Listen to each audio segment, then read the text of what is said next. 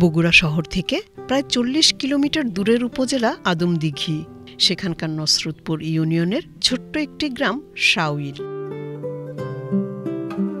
দেশের গ্রামীণ অর্থনীতিতে এ গ্রামটি যে এত বড় ভূমিকা রাখবে তা হয়তো ১৯৮৫ সালের আগে কেউ চিন্তাও করেনি। একসময় আদমদীঘির তাঁতিরা সুতি ও সিল্কের সুতা দিয়ে শাড়ি গামছা তৈরি করে স্থানীয় বাজারে বিক্রি করতেন। তখন প্রায় প্রতিটি পরিবারই অভাবে দিন পার করত। তবে ৯০ দশকের শেষের দিকে তাঁতিরা পোশাক কারখানার উচ্ছিষ্ট ঝুট থেকে সুতা তৈরি করে কম্বল, চাদর, তোয়ালে সহ বৈচিত্র্যময় পণ্য তৈরি শুরু করে।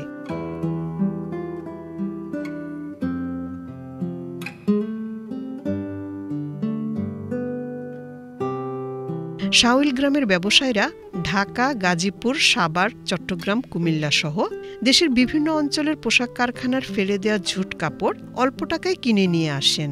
এরপর ধরন ও রং অনুযায়ী আলাদা করে এসব কাপড় থেকে সুতা বের করা হয়।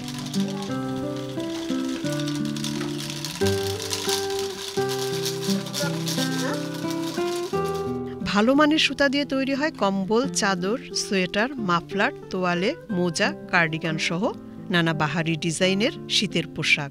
আর নিম্নমানের সুতা দিয়ে তৈরি হয় দড়ি।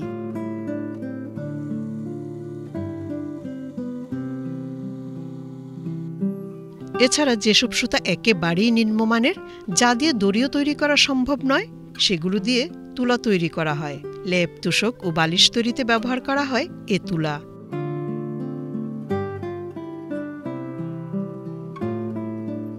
উদ্যোক্তারা জানান, ঝুট কাপড় থেকে নানা রঙের প্রায় ৫০ ধরনের সুতা উৎপাদিত হয়। এর মধ্যে সবচেয়ে বেশি বিক্রি হয় অ্যাক্রিলিক সুতা। কেজি প্রতি ১৮০ থেকে ৪০০ টাকায় বিক্রি হয় এসব সুতা। তবে এই অঞ্চলে ডাইং মেশিন না থাকায় সুতা রং ও ডাইং করার জন্য পাঠাতে হয় ঢাকা, নারায়ণগঞ্জ, গাজীপুর ও টাঙ্গাইলে। প্রক্রিয়াজাত করে এই সুতা আবার ফিরে আসে শাওইল বাজারে।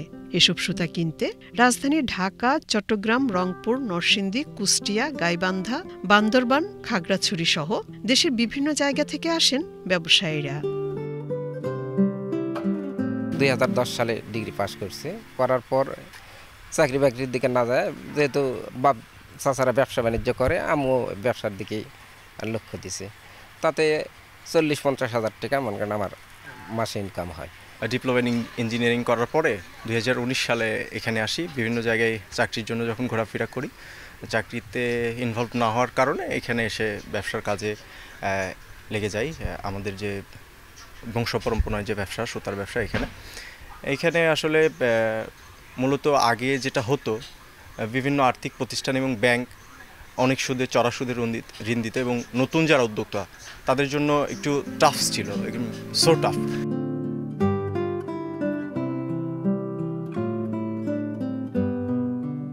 বছর জুড়েই এসব শীতবস্ত্র তৈরি হলেও শীতকালে এর চাহিদা বেড়ে যায়।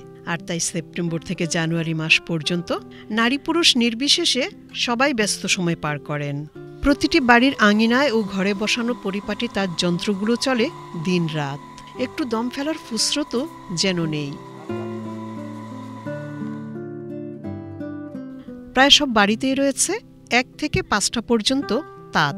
শুধু শাওইল নয়, দত্তবাড়িয়া, মঙ্গলপুর, ধামাইল, শ্যামপুর, মোহনপুর সহ আশপাশে প্রায় ২০টি গ্রামের একই চিত্র। গ্রামগুলো প্রায় ৯০% মানুষই এ কাজের সঙ্গে যুক্ত। কেউ বংশ পরম্পরায় এ কাজ করেন, কেউ বা আবার নতুন করে শুরু করেছেন ব্যবসা। তাঁতের খটখট শব্দ আর সুতার বুননে মিশে আছে এসব গ্রামের হাজারো মানুষের স্বপ্ন।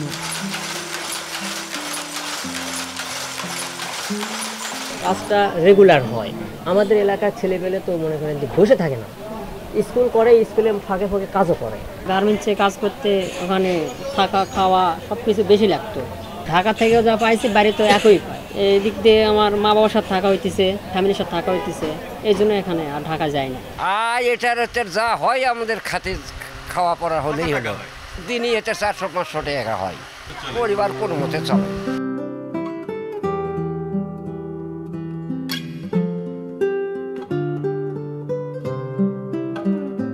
খাত সংশ্লিষ্টরা জানান, আদম দিঘির তাঁত শিল্পটি মূলত স্থানীয় শাওল বাজার কেন্দ্রিক। মাত্র 5টি দোকান নিয়ে যে হাটের সূচনা হয়েছিল, এখন সেখানে 2500 দোকান।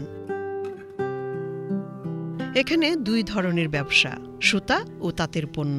এই ক্লাস্টারে 6 থেকে 7,000 তাঁতি এবং 1,500 সুতা ব্যবসায়ী রয়েছেন।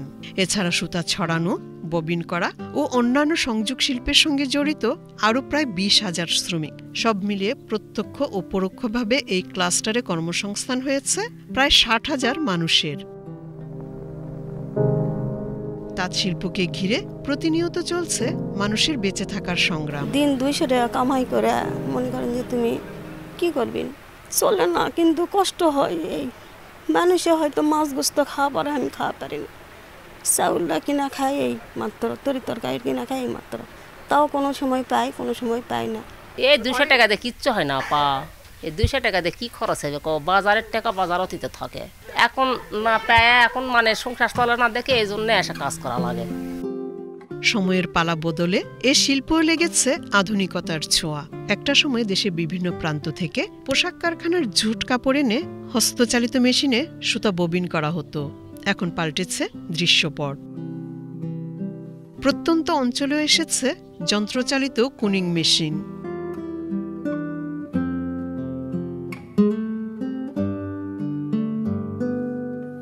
করতেছে 15 বছর ধরে। 15 বছর ধরে এই সুতা এই বাজার থেকে ঘুরে কিনি, কেনার পরে এই সুতা কুনিং মেশিনে, আমার নিজের মেশিন, আমি কোন করে এই বাজারে বিক্রি করি। কিন্তু কর্মচারী খাটানি যায়, কর্মচারী খাটানি অনেক টাকা পয়সা লাগে, বুঝছেন। আমার ছোটো পুঁজি, এই জন্য আমি নিজেই কিনে নিজেই কাজ করি, মেশিনে কাজ করে এই বাজারে বিক্রি করি। এতে লাভ ধরেন পার কেজিতে 30-40 টাকা। তাঁতপল্লীগুলোতে পুরুষেরা দৈনিক 400 থেকে 500 আর নারীরা 200 থেকে 250 টাকায় কাজ করেন।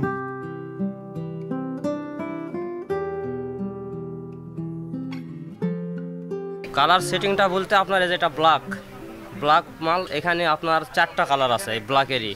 এই কারণে আমি কালারটা একটু চেঞ্জ করে মানে সেটিং করতেছি আর কি। আমার বেতন এখানে 500 টাকা দিন। আমাদের বেতন সপ্তাহে 2 বার দেওয়া হয়, আপনার মনে করেন রবিবারে আর বুধবারে বেতন দেওয়া হয়। 8টা থেকে 4টা পর্যন্ত 200 টাকা বেতন পাই। বেতন এটা হাটখোলা গোটায় সব মহিলাকে 1 সমান বেতন দেয়। হ্যাঁ, উপকার হয়। উপকার না হলে মনে করো যে আমাকে দিনপত্র যেত না, খাই পড়ি, আবার মনে করে এটার থেকে মনে করে যে কিস্তি চলে, সামান্য একটু করে নিই। তাদের তৈরি পণ্য বিক্রির জন্য সপ্তাহে 2 দিন, রবি ও বুধবার, গ্রামেই বসে হাট। ভোর থেকে হাটে শুরু হয় বিকিকিনি। দেশের বিভিন্ন প্রান্ত থেকে আসা পাইকাররা ভিড় জমায় এসব হাটে।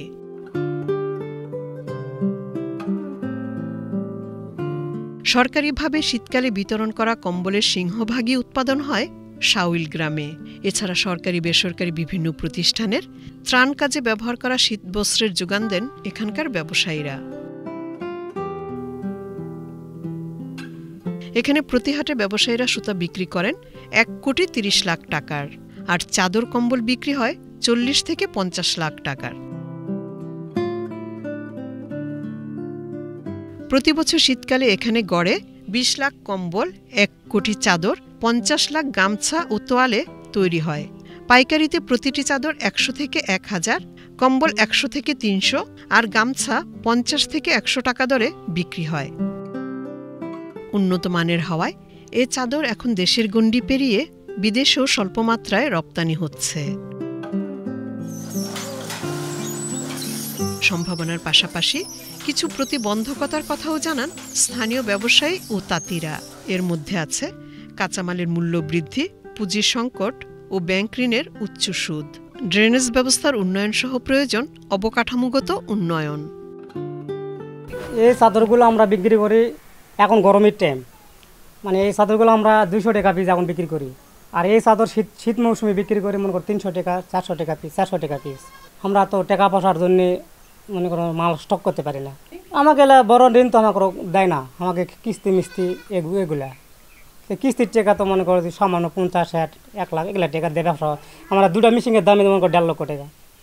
তার মনে করো পুঁজি লাগবে মেলা টাকা, যদি স্টক ব্যবসা করবা যায় তো বহু টাকা পুঁজি লাগবে। লোনের ইন্টারেস্ট যেটা, এই ইন্টারেস্টটা যদি আর একটু কম হতো তাহলে আমাদের জন্য সুবিধা হতো, কারণ এই মালটা প্রসেস করতে করতে আমাদের সময় লাগে বেশি। কিন্তু তাতে আমাদের লাভটা কম হয়ে যায়, কারণ 13% ইন্টারেস্ট হলে পরে আমাদের জন্য জুলুম হয়ে যায়। গার্মেন্টসের ফেলে দেওয়া ঝুট কাপড়ে কিভাবে একটি গ্রামের মানুষের ভাগ্য বদলে যায় সেই গল্পই বলছিলেন শাওইলবাজার সুতা ব্যবসায়ী সমিতির সভাপতি মুজাম্মেল হোসেন। এ বাজার মাত্র 42 শতক সম্পত্তির উপরে এই বাজার।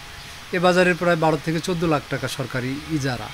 যে এই বাজারে একটা বহুতল শেডের দরকার। মোটামুটি বাংলাদেশ সরকারের অর্থনীতিতে আমরা অনেক অবদান রাখি। তো এই ক্ষেত্রে আমি সরকারের কাছে চাওয়া যে এই বাজারে অন্তপক্ষে একটা শেড করে দেওয়া অতি দরকার। রাস্তার পাশে ড্রেনের ব্যবস্থা করণীয়, এটা দরকার। কোনো জায়গা জমি যদি অ্যাকোয়ার করে বাজারটাকে আরও যদি মানে প্রসার ঘটানো যাইতো, এটা হলে আমাদের এলাকার তাঁতিরা খুব। শাওইল গ্রামের ক্ষুদ্র ব্যবসায়ীদের উন্নয়নে সহযোগিতার হাত বাড়িয়ে দিয়েছে সরকারের এসএমই ফাউন্ডেশন।